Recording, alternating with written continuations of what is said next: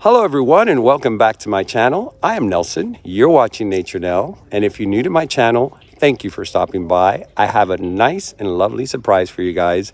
Something I was not planning, just another home visit, sort of what happened with Mercedes if you guys have watched that video. This is going to be something very similar, especially because there's things growing in this property. As you can see, it's a very big and beautiful property, but they're growing wild on the trees, and the owner, Dave, has been showing me around, and I am totally mind blown on how these orchids, especially the Dendrobiums, are growing.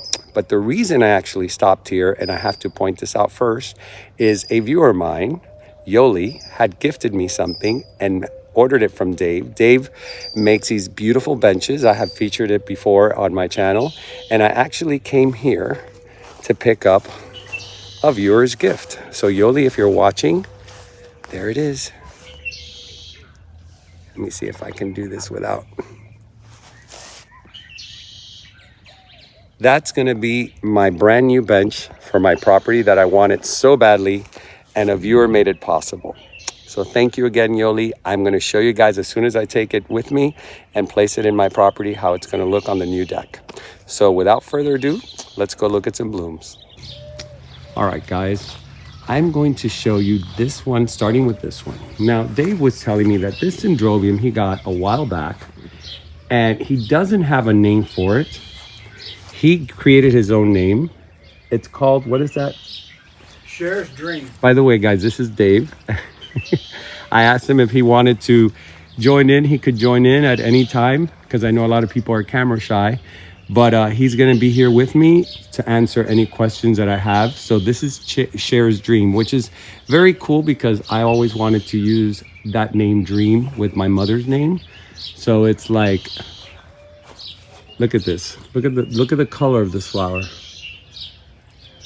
And he has it growing right off the bark. Now I know that you guys are probably watching right now and saying, how is he growing them? How much water? I asked him, and he said that you water when you remember or when it rains. Those in the tree usually get rainwater. Now, as I'm watering my other orchids, I'll shoot some if they're in the neighborhood. But I have so many around the property that most of them just get rainwater. So you heard it from the man that's growing these massive, massive Dendrobiums. So rainwater is the best thing. And he doesn't really do a lot of fertilizing, right? No, I don't, no. There's some in the trees that are just as big as these. I've never fertilized those. Like the one right behind you. Yeah. That one is way up there. And I know that there's no way you're going to be climbing up there fertilizing. This is all natural. And this is on an oak tree. So if you guys have an oak tree, put your Dendrobiums on them. Look how gorgeous that looks. And they're massively, massively big. They just grow naturally. And these will grow in full sun or in full shade. So it's a very versatile Dendrobium, because I did see, you did show me some in the pots. Yeah. And then you showed me some under this mango tree, which are in shade, complete shade. Now I wanna show them this piece that you made. Dave makes ornamental things for the garden. He made this Buddha, which is interesting how, you know, Buddha represents balance, and there's two beautiful bromeliads balanced on each end. But then he's got this other Dendrobium growing right off the metal. I asked him, you know, that most orchids like to have a rough surface, but this Dendrobium didn't get the memo. It just grew naturally there. It's beautiful. More of Cher's Dream. And I see you have, oh, I didn't see these Schomburgkias. Yeah. Wow, look at this. This is really, really something. Now, do you know the name of this one? Is this a... Tabenesis? Oh, so this is the same. My Tabenesis is very small compared to yours. This is really, really pretty and large. And these is the same thing. You just let them grow Yeah. naturally. You do add a little, we're talking about the little sachet bags of fertilizer. So that's pretty much your extent of fertilizing. Time release, yeah. Time release. This is the time of the year when they bloom and they're beautiful. They really are gorgeous. These would be great to do a painting, Yeah. right?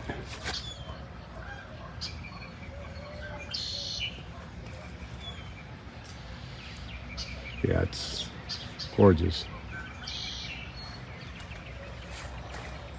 Now let's go to your you were showing me your your house back there where you keep your cattleyas and your other Schomburgkias.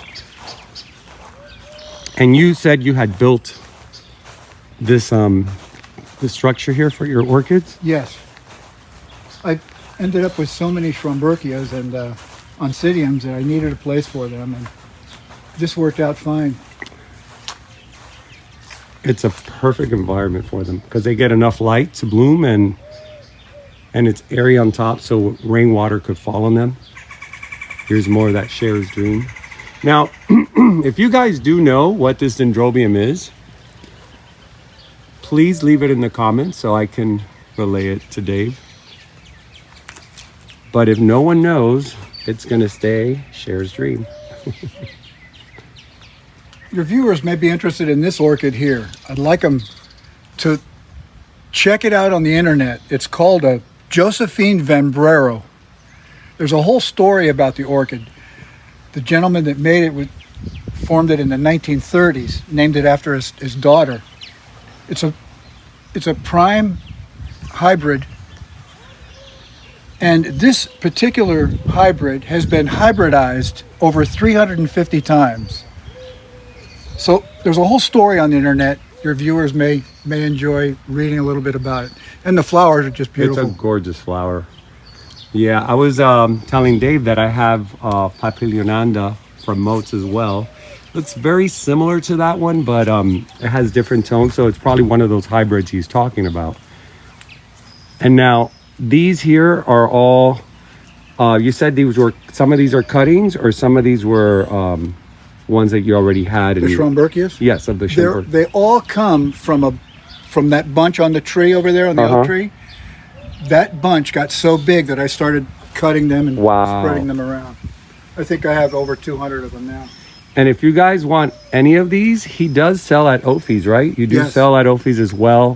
He has just the way that you see them here, because I seen you having them hanging. Here's a good example of one with a perfect spike, $45. So if you guys are interested in this, could they call you, or you rather do at Ophi's? How would you rather do that? They can call me for that. Okay, so I'll put the information in my description box underneath so you guys can reach out to him, and they're just so pretty. Yeah, I think the one I have is, excuse me, it's a different one because it's a little smaller and it's a little pinker. So it's maybe not the same one.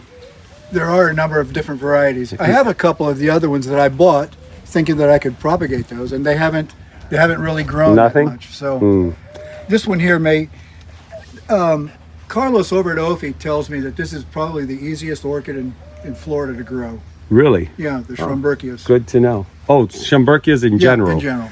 Okay, yeah, because we're very sunny. Yeah. They love the sun. Now, this is the same Vanda you were saying? Yes, and those are full sun as well. The plant is a semi-terret, so you can hang it up like I did the other one, or you can put it in a pot with some medium. Wow, it's a really pretty flower. And they bloom throughout the year. They bloom 4 or 5 times, 6 times a year. And so all these, now you're not selling these, right? These are your personal? I am selling Oh, them. you are selling these? Yeah. So guys, if you guys look, you're getting more spikes. If you guys are interested, how much are you selling these for? Well, I haven't set a price yet on them. I'm waiting for some of them to bloom a little more. And Okay. I'll have them at Ophi though in the coming months. When is your next show? I haven't even spoken I to them. believe it's the 27th Of May? Yeah. Okay. So right after Mother's Day.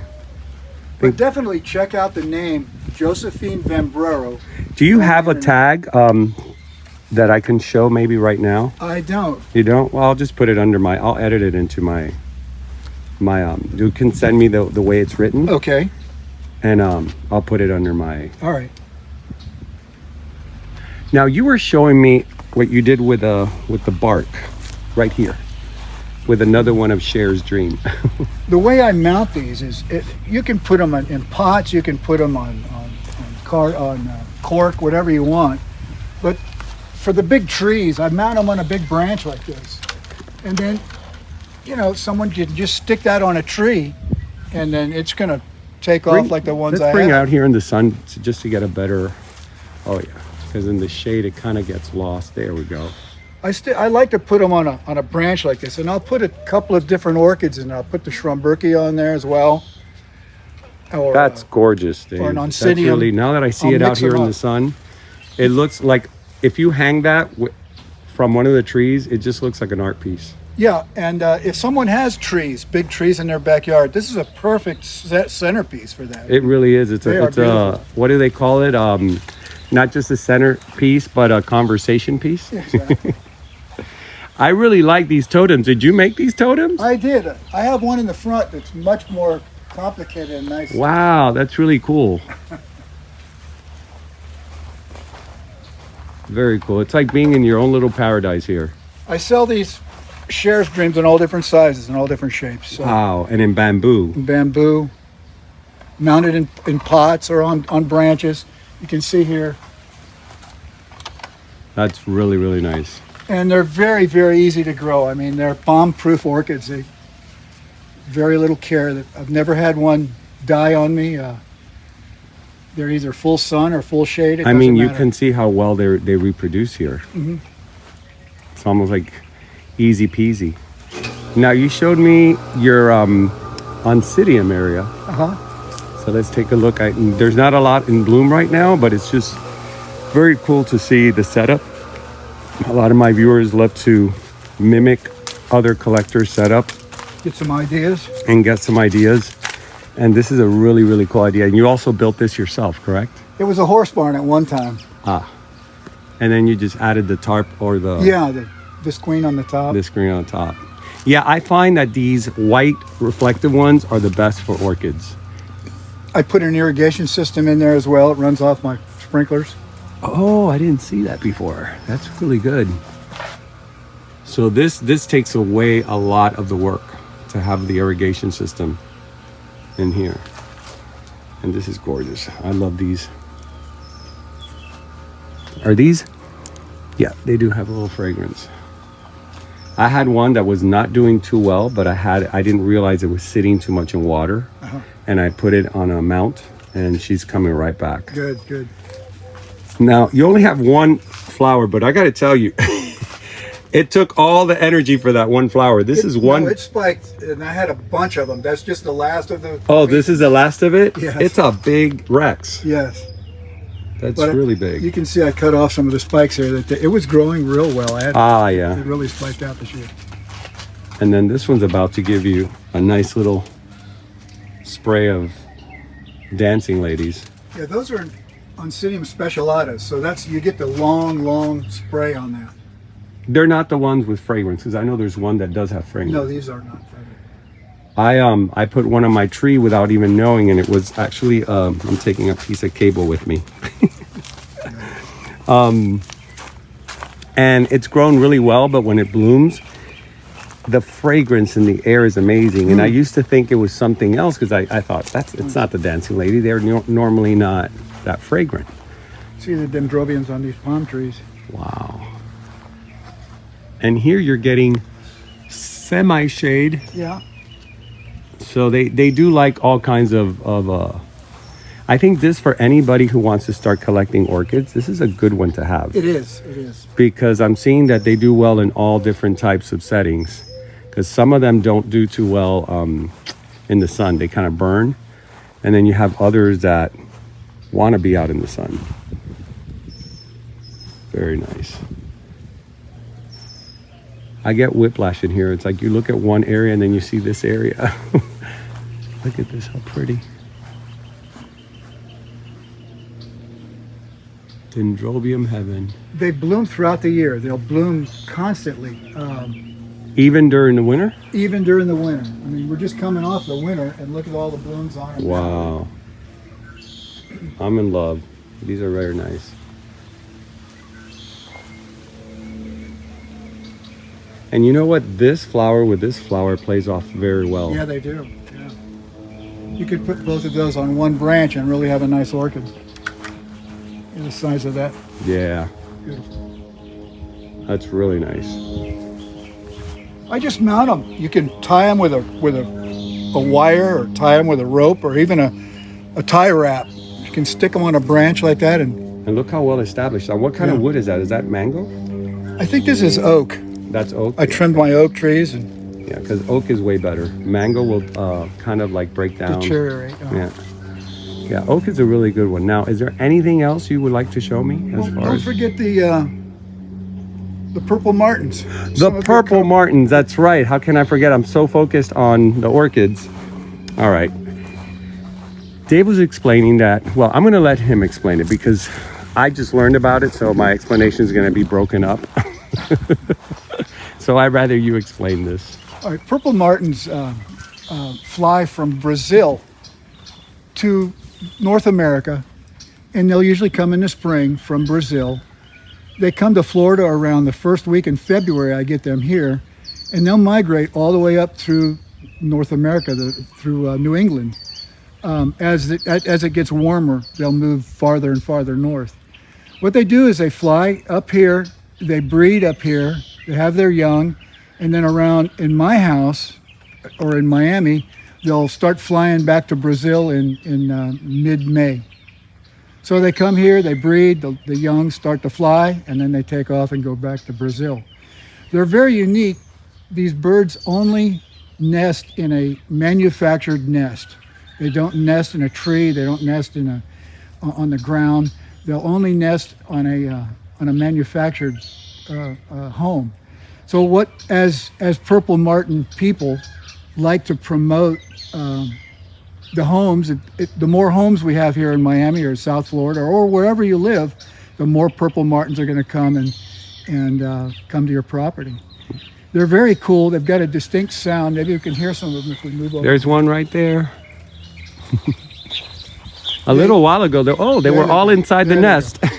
I was wondering, where did they all go? There was so many a little while ago. They eat mosquitoes. So they're my friends thing. already. I already like them. You know what? I'm going to get on this side so they don't see me. This way they can, because I know they get a little bit skittish. There they are. Every year they'll come in. I get about 8 or 10 of them, and when they leave, I'll have 14 or 12 or 14 take off. So they are breeding. At the end of the season, I take the house down and clean it, put it back up. And they'll come every year about the same time, and they'll leave about the same time. You don't leave any like bird bath or bird feeders for them? No, I've never seen them even use my bird bath, so I don't know where they get their water, but... There's a female. Is that a female or a male? Right there I think that's a female there. The female is a little bit grayer than the dark purple males. It's funny, in the bird world, not all, but the most part, the males are the more colorful one, where the females are the more grayed out ones. You're right. There's only, I think, the Gooley and finch, both male and female are very colorful. But everything else, the peacock, the cardinal, the blue jays, there we go. That's the female over there. You can see she's a little grayer. Yeah, I think they see us here, so they're a little freaked out. Yeah. That is so cool. All right. All right. All right, guys, that is it. I wanted to bring you guys into Dave's backyard because it was something I didn't want you guys to miss, because it really is something special. And I hope you enjoyed also that tidbit on, what is it called? The purple Martins. Purple martins. The purple martins. It's a very interesting thing that they do. They migrate from so far. So I'm definitely going to be putting one of those houses in my property. So that's something to look forward to. So until next time, I'm Nelson. That is Dave. Thank you for sticking by. See you next time, and keep it green. All right, guys, I decided to bring you back home to my place because right when I was about to leave, Dave gifted me something that was an awesome surprise, and I just hung it up. I want to share it with you guys. So yes, Patrick, you can be on film. It's my other cat. So anyways, I will show you that, and I will show you where I put the bench for now because our deck is not ready, but I actually like where I put it. So let me turn this around and show you what I got. Now, I was not expecting to get this. Dave gave me one of his shared dreams. Is that not beautiful? And what's cool about it is it has a Schomburgkia and it has an Insidium. Now, I am trying this out because I've always been one to be afraid to put him out in full sun. But seeing the way he kept his, I was like, you know what? I'm definitely gonna put it out here under my, this is a flamboyant tree, which right now it's just starting to get the seed pods. It has no leaves, but hopefully in midsummer, it'll get really filled with leaves. But look at this. Look how pretty this looks here. So I'm super excited. Super excited to see this puppy grow. He told me, I sent him a picture and he says that's gonna thrive there. So I'm super happy. And there's Patrick. He's trying to get my attention. Now, I wanted to share this also with you because they don't really look good in the fall or winter. But my frangipani is really blooming a lot this year. And if you guys didn't know, this has an amazing fragrance. It smells very sweet and floral. Yeah, there's a definite floral smell to it. But this poor plant, or should I say tree, broke in one of the big storms we had and is starting to shoot another baby next to it. But oh my God, is it gorgeous. I'll try to give you an aerial view. She is thriving. Really pretty. And if you guys didn't know, I believe this is the flower that's used to make billets in Hawaii. And Patrick agrees. Now let me take you back here real quick.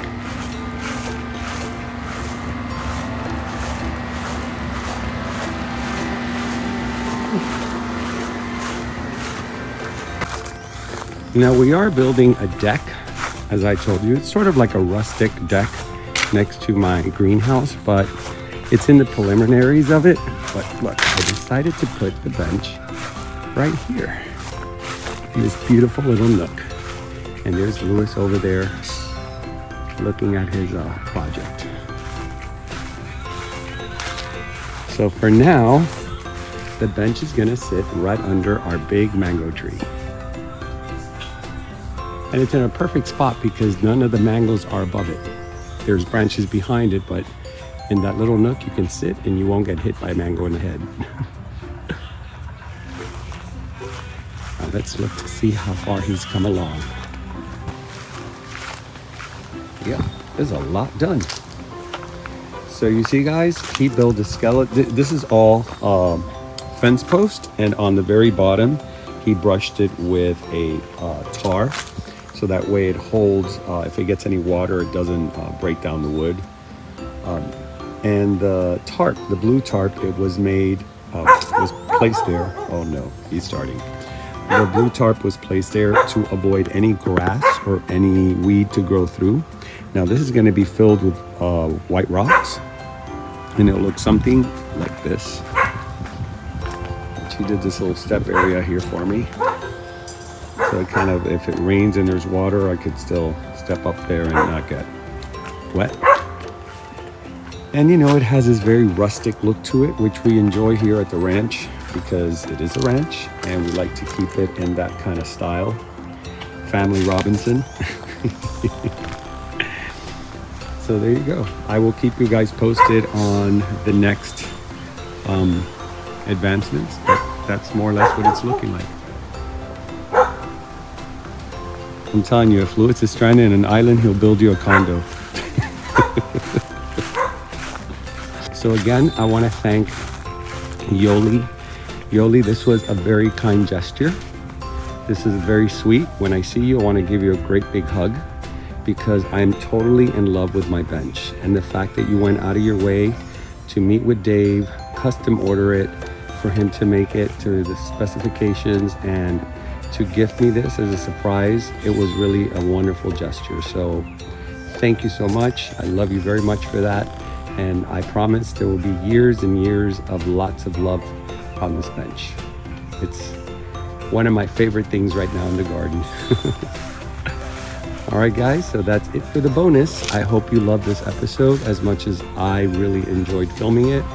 Meeting Dave. Dave, thank you so much again for opening your home and allowing me to videotape and to show your beautiful Dendrobiums. It was quite an experience, and I hope this leads to a great friendship.